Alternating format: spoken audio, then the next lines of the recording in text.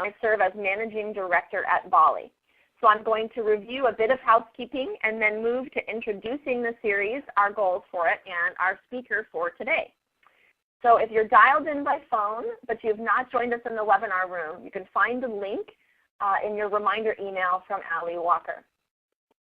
We have the phone line muted during Kimberlee's presentation. So if you've got a question for Kimberlee while she's speaking, you can type your question in the public chat window to the right of the screen. Kimberlee may answer a question while she presents, but we'll hold most of those questions until the end of the webinar when we have some time set aside for discussion. Our discussion will work a little bit differently today than for many of our webinars, which a number of you attend. We're going to end the recording of the webinar after Kimberlee presents, which means we'll still be together in the webinar room, but our discussion together will not be recorded. And that's because we've got a really nicely sized group for treating our Q&A more like small group consulting. So as Kimberlee presents, be thinking about the questions you have, the challenges, the opportunities from your own work that you'd like Kimberlee's insights on, and then be prepared to serve those up during the second half of the webinar for some on-call small group consulting time together. If you have technical difficulties at any point during the webinar, you can note this in the chat window along with your email address. And our staff member, Allie Walker, will email you offline to help you get your tech difficulty worked out. And again, as with all of our webinars, within a day or two after this webinar, we'll email everyone registered a link to the recording of the webinar, along with Kimberlee's presentation slides and a copy of the questions from the chat window that you enter while Kimberlee is presenting. So watch for these materials in an email from Allie Walker over the next couple of days.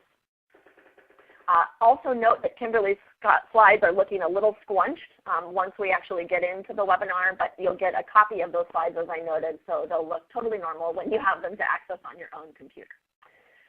All right, so what is this series all about? This series grows out of BALLE's inquiries over the past several years about our vision statement and how to get there. Our vision is to create, within a generation, a global network of interconnected local economies that work in harmony with nature to support a healthy, prosperous, and joyful life for all people. Our inquiry was around the all people aspect of our mission. That is our movement currently serving all people? And are we working together to create health, prosperity, and joy for all members of our communities? More and more communities have started to do this work. They're looking to go deeper together across differences, across racial and ethnic differences, political differences, socioeconomic differences, religious differences, sexual orientation differences. At a time when our broader society feels more polarized than ever, so many of us are seeking a deeper community with each other. We have a sense that if we can find new ways of being together, of talking with each other, of working together, so much more is possible as we work to build a new economy and new forms of community. There's so much we have to learn from each other, so how do we get there and how do we continue to explore that? Further, we're a community rooted in the importance of local ownership. We know that if ownership and access to opportunity stays in the same limited hands in which it currently resides, nationally and globally, we can't reach our ultimate goals of a world that works for all people. We know it won't be a new economy if power and privilege stays in the same small number of hands as it is now. So it's not just more and more robust local ownership toward which we're all working so hard. It also matters who owns those businesses. And so our inquiry continues. Does everyone in our community have the opportunity to fulfill their entrepreneurial vision, to get access to funding for those ideas, to have the support of their community once they launch their business? And if not, what can we do about that together? So that brings us to this series as a part of BALLE's expanded Prosperity for All work focused on economic justice. Each month in the webinar series, we're focusing on specific skills and tools that entrepreneurs, local economy conveners, and funders can use to address economic justice, building inclusiveness, and expanding access to local ownership in your own work. So as we start this webinar-based discussion, we have a couple of suggestions for being in the conversation together. We encourage everyone to bring yourself wherever you are. There's no such thing as a silly question. We're working to become more comfortable and adept at being together in conversations across difference and about economic justice, inclusiveness, and diversity.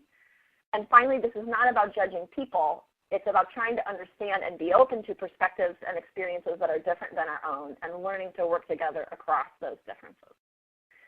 So with that as a foundation, I'm very excited that we have Kimberlee Williams with us today. She is not only a BALLE Fellow from the first cohort of our fellows, she's CEO and Marketing Director of FEMWORKS in Newark, New Jersey, which is an accomplished media and marketing strategy firm.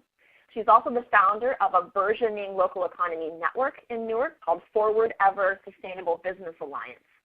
And Kimberlee is going to talk with us today about communication strategies that reach, build, and empower. So one of the key foundational skill sets that we all need to have in doing our work, whatever our subject position may be, is really being able to communicate with folks that may or may not share all of our perspectives or life experiences.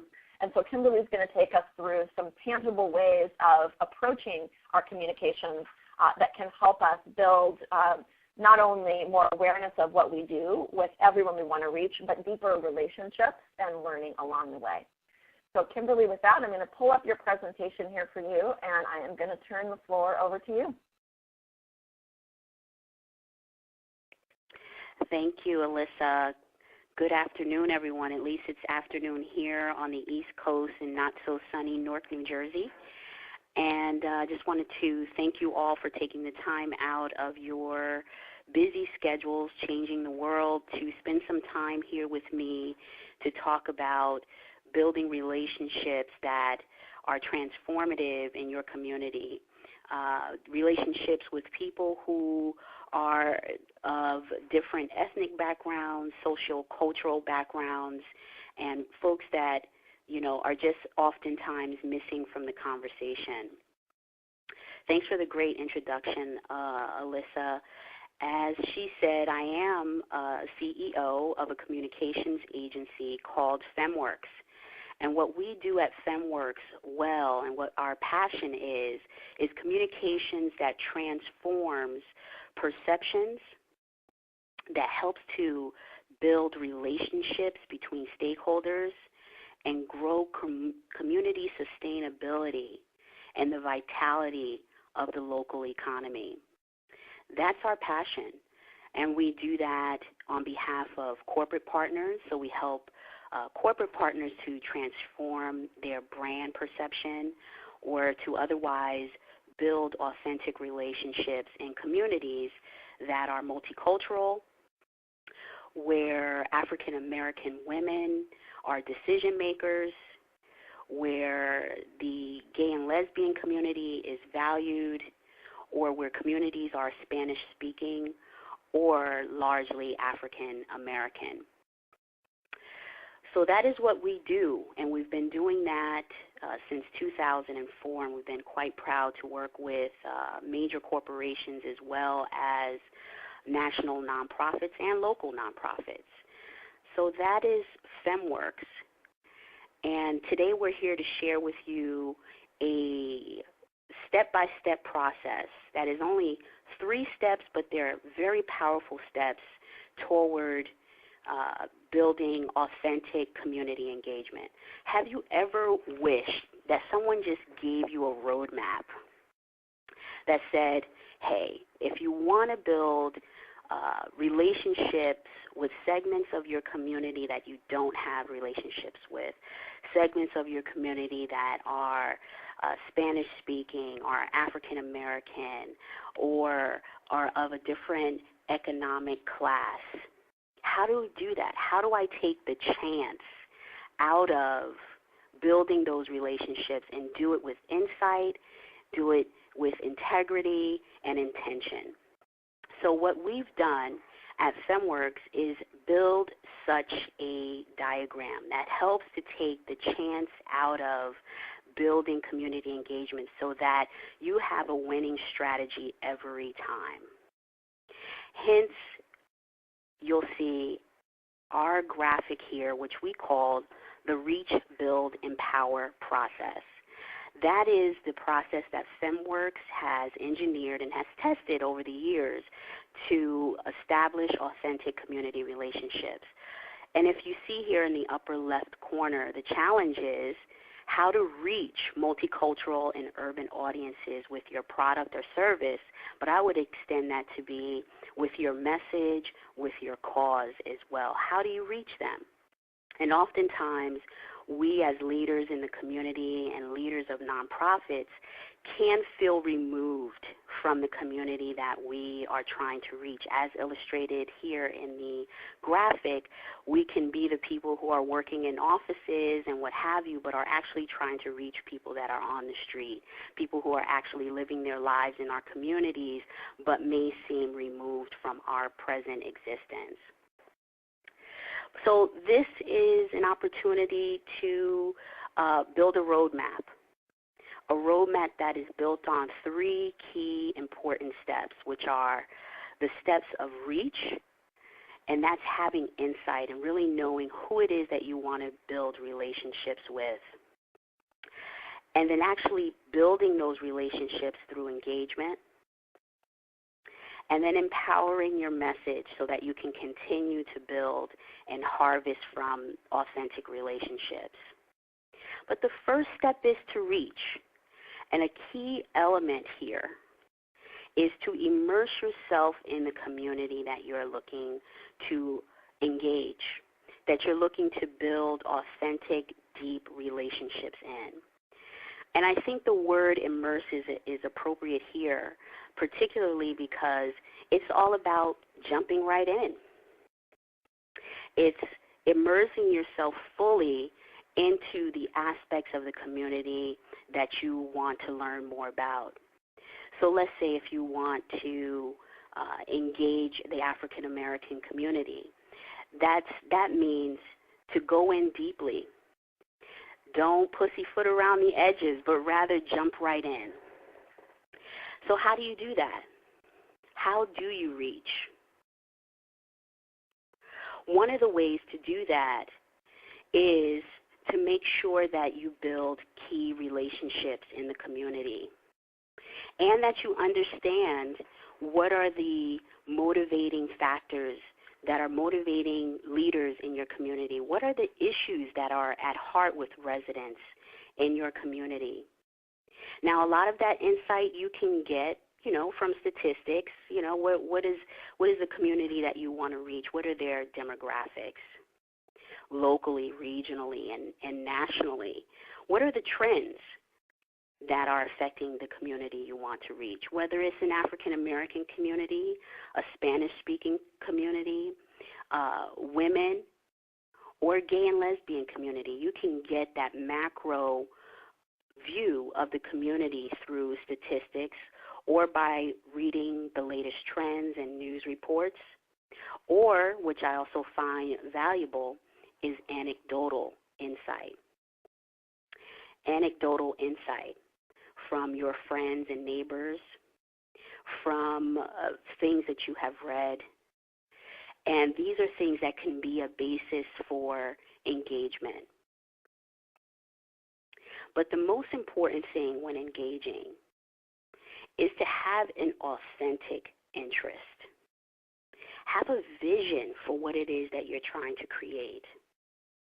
And when you have an authentic vision, that coupled with insight that we just spoke about will help you to build relationships that are focused and that aren't based on an immediate need. Like, you don't need to fulfill a grant requirement. You're not looking to chase a grant that says, if I only had relationships with a Latino community, I could pursue this grant opportunity. But rather, you're motivated by a vision of a community that is collaborative, that is connected, and where everyone certainly has an opportunity to prosper. So with that as your motivation and with your insight, you can begin to reach out and have conversations with people in your community. That's what it means to get to know your community, literally, like knowing people, whether it's a reverend in your church or a neighborhood leader, and also qualitatively based on statistical research, trends, news reports. That's the basis of engagement, getting to know your community and developing those key relationships.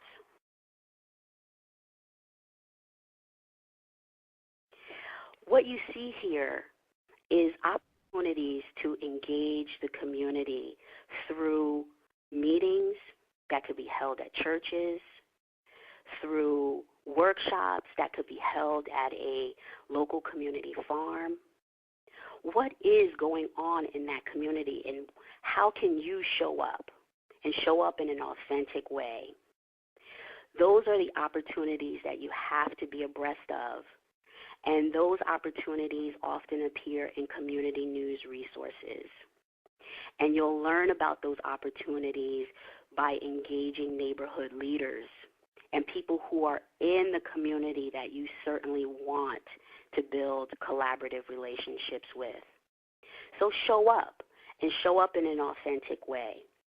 I mean, what we're talking about here is basic relationship building. It's not rocket science, and there's really no shortcut about it.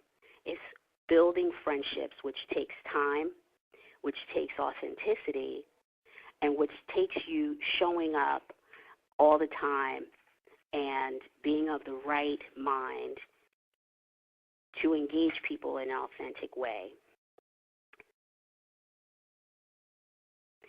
Now, the next step here, as illustrated in the infographic, is that we have to build these relationships such that they can have an ongoing impact for the evolution of your vision for what's possible. Remember, our goal is to engage communities so that we can build towards a sustainable economy. But what does that look like? I know what it may look like from my perspective, but the goal here is to engage new partners, new relationships in a conversation that develops a shared agenda and a shared vision for what's possible. So the goal is in engaging community members, whether they be, again, a faith-based leader or an owner of a corner store or a bodega, as we call it in our neighborhood, or whether they own a barber shop or a salon, or maybe they're a neighborhood organizer. Those are the people that have their hand on the pulse of the community. They understand the language of the community. They understand the priorities of the community. They understand the things that we want to vision together. So the idea is, let's engage these members of our community in an advisory board so that we together can have important conversations that help to establish a shared agenda, that helped us to craft programs that will actually speak to the needs of the community, and help us to envision what it means to get our message out in the community. Now, for instance, perhaps an advisory board can tell you the best ways of getting your message out about a recycling program. Maybe that program otherwise would have been marketed and advertised in the local newspaper. Or, perhaps you would think about advertising your recycling program on television. But the insight that you gain from a community advisory board may actually tell you that a text marketing campaign would be most appropriate. That while in the African American community there is a high use of internet research for information, that information is actually accessed via mobile phone more frequently than via desktop. And these are the kinds of insights that your neighbors, your new friends, can give you access to. So by establishing a community advisory board, you gain the collective insight of the group, and you're engaging them in an ongoing dialogue that could give you access to the wider community. You can use the group to bounce ideas off and collaboratively chart an agenda and course of action. The advisory board can be your basis for ongoing relationship that builds trust, it builds successful collaboration, and again, what you want is access to a larger community, and you want to have an appropriate voice to make your message land in that community so that you can have impact. So the power of an advisory board cannot be overstated.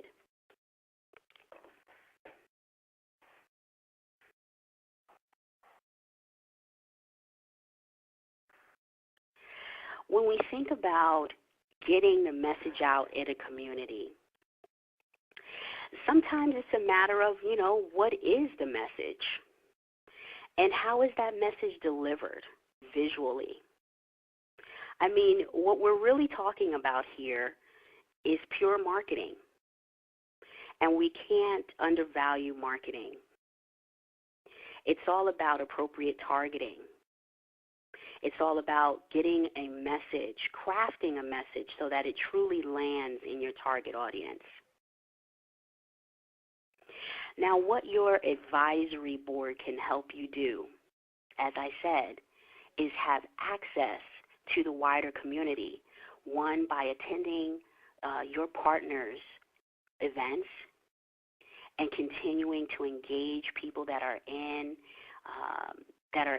their reach, and inviting those people into conversation again so that we can develop insight into what our messaging should be and what our priorities should be.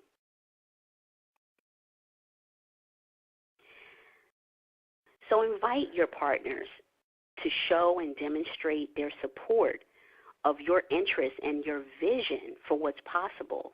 Invite them to support your vision by taking part in your advertising campaigns. What that can do is unleash the power of peer-to-peer influence. Now, what you're seeing here is a group of 4 young men. Those young men are actual residents in Essex County, New Jersey. And we recruited, my company, FEMWORKS, recruited these young men to be a part of a campaign. And we reached them through community partners, community organizations that do outreach in the gay and lesbian community, that do testing and prevention services for HIV. And when we put the message out via our partners that we were searching for young men that represent the target audience that we're trying to reach with our HIV prevention message, they showed up and they said, we'll stand up and we'll be the face of your campaign. So that when you see these young men on a billboard or on a flyer or on our website, there's a strong likelihood that their peers recognize them. And it makes the campaign more authentic, and it also makes the campaign land with the target audience that sees themselves literally in messaging and in advertising. Now, we could have easily used stock photography, but that would have denied us a couple of opportunities. One, it would have denied us the opportunity to actually get to know people from this community. And because we actually know people from this community, we're able to invite them to be a part of our platform and our campaign and our message. It also denies us the opportunity when we use stock photography, denies us the opportunity to unleash the power of peer-to-peer influence. Oftentimes we're so used to seeing stock photography, we don't think about it, but just imagine how your head would turn if you saw someone from your community that was of influence to you on a billboard asking you to buy local. That is going to resonate a bit more. I dare say a lot more. So these are the things that having engagement with people in the community that you're trying to target can have. We can also engage these community members around what is appropriate messaging. I know that I want you to recycle, but do I just say that, recycle? I know I want you to buy local, but do I just say that, or do I say buy black? I know that I'm interested in food security, but would the term food justice resonate with you more? I know I'm interested in prosperity for all, but is economic justice the way that you would describe it? So these are all messaging and marketing challenges that can be addressed through an engagement process.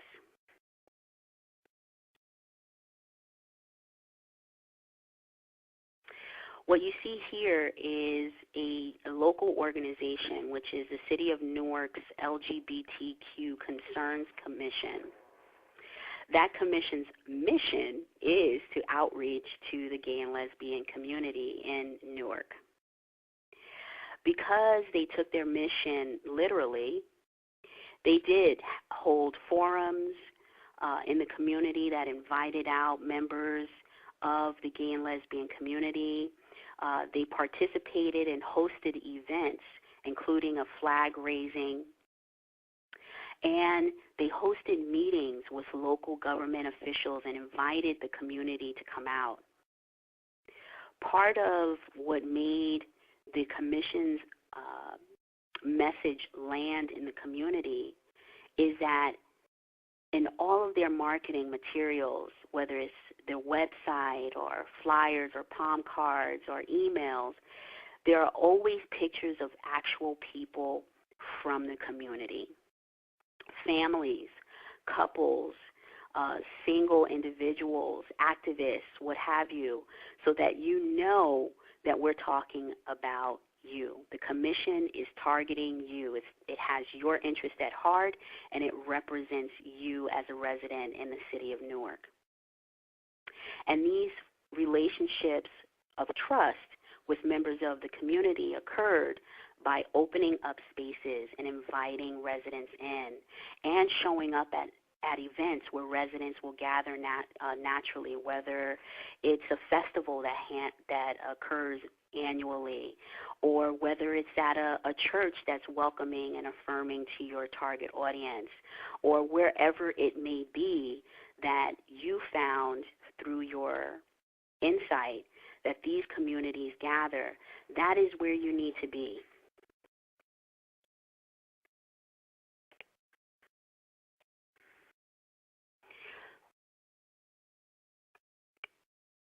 And what this creates really is a virtuous cycle of community engagement, one that starts with immersing yourself in the community by building and maintaining key relationships which take time to develop, and then having the insight that you need, both qualitative insight and literal insight that you need to develop a collaborative agenda.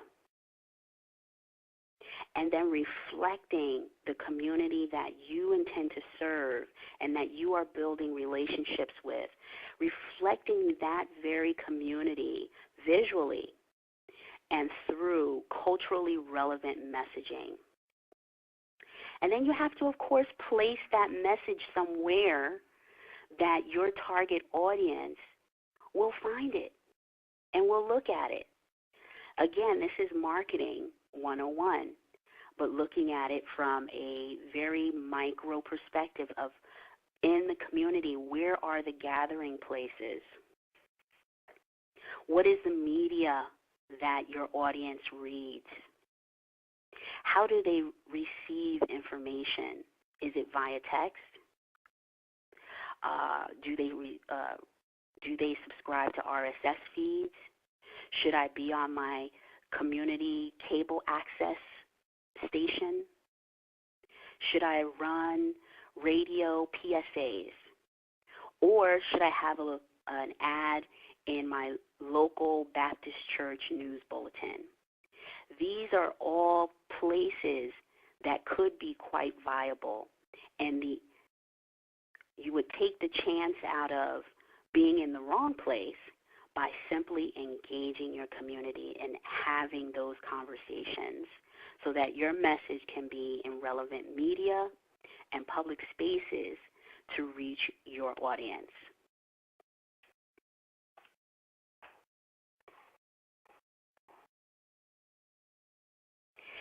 And that is an overview of the Reach, Build, Empower process. You must know who you want to reach and want to reach them because of an authentic reason, because of your passionate vision of the future. And then engage the community and talk about the issues that you have researched that may be of interest to the community and figure out what the priorities are. Build those advisory boards of diverse participants from your community and ask them to be involved. Ask them to be spokespeople in your campaigns. Develop a shared priority, language, and visual. And use your campaign empowered with original images and relevant messages to continue to engage diverse communities. Now, if for some reason you skip one of these steps, you'll see in this graphic, perhaps you choose, not to use images of real people from your community. I would warn you to go back and build those relationships that would allow you to easily recruit people from the community to be the face of your campaign. And don't take any shortcuts. Don't think that, well, I have this great buy local campaign and I'll just translate it into Spanish. Because, as we all know, not everything in English translates directly into Spanish, and you're missing out on the opportunity to really understand what Spanish-speaking communities need and what they want to see and what their priorities are. And you can gain that insight through focus groups and your advisory board and what have you. But don't worry, if you make a wrong step, you can always, as this says, go back 2 spaces and start again. Thank you very much, and I would love to take some questions if you have some. All right, thank you very much, Kimberlee.